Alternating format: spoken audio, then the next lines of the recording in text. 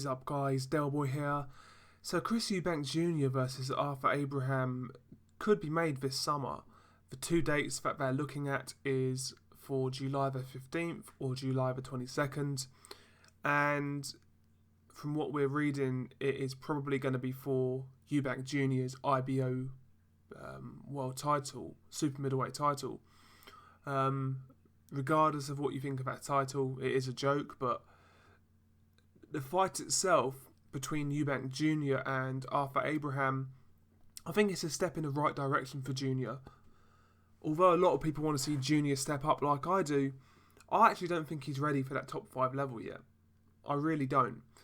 Since Billy Joe Saunders, he's not really fought that great competition. After Saunders, I think his best win is Chudinov.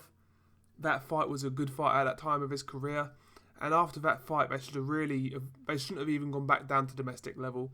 They should have fought guys like that, guys like Chudinov, some strong guys who are going to test you and bring out the best in you. But he's fought sort of guys like Tom Duran, Nick Blackwell, Spike O'Sullivan, guys like that, who, fair enough, they're good domestic fighters, but they're not really going to prepare you for world level.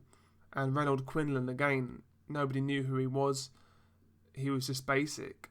These guys are not going to prepare you for that next level. And although Arthur Abraham to me has passed his best, he would still be Chris Eubank Jr.'s best win.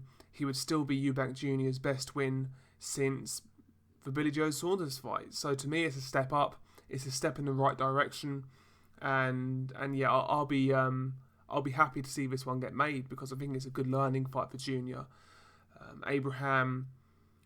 To me, Abraham and Eubank Jr., theoretically, Eubank Jr. should outwork him because Arthur Abraham, he's a fighter who likes to fight in bursts. He likes to sort of do his work in flurries at the end of a round and try and steal rounds behind that high guard. He'll sort of soak up the punishment behind his high guard, and at the end of the round, he'll try and steal it by sort of flurrying and getting some work done.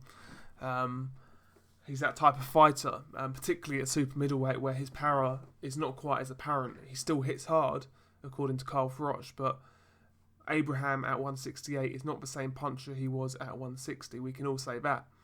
But yeah, I think it's a good fight for Eubank Jr. because he's going to have to manage his stamina. Eubank Jr., he does throw a lot of punches, but although Arthur Abraham is past his best, if Eubank Jr. gets to the stage where he can't get Abraham out of there and it's near the end of the fight and he's starting to gas, then Abraham can do some damage. He still hits hard enough to hurt you.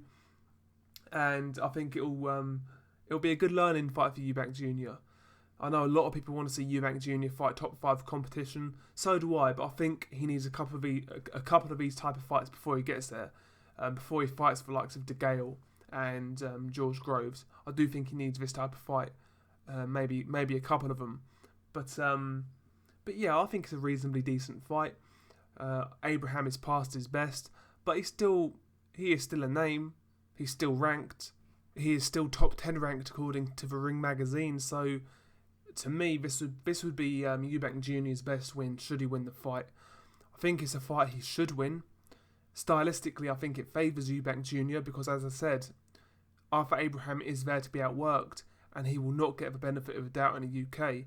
Eubank Jr. likes to throw a lot of punches per round, and he's got the type of style where when Abraham uses that high guard, he can punch around it and work that body and sort of work in flurries and outpoint Abraham. But as I said earlier, it's a fight where Eubank Jr. can't be gung-ho. He can't be throwing uppercuts from like halfway across the ring like he usually does. He needs to be a bit more conservative in this one. He needs to manage his stamina because if it comes to a point where he is gassing, then Abraham might catch up to him. You never know. I think it's a good fight. There's more danger there. I mean, since, as I said earlier, I keep on saying it, but since Billy Joe Saunders, realistically, he's fought nobody who can even test him. So yeah, I mean, I think this is a good step in the right direction. A couple of these type of fights, then chuck him in there with George Groves, James De Gale, guys like that. I think this is a good fight. What do you guys think? Peace.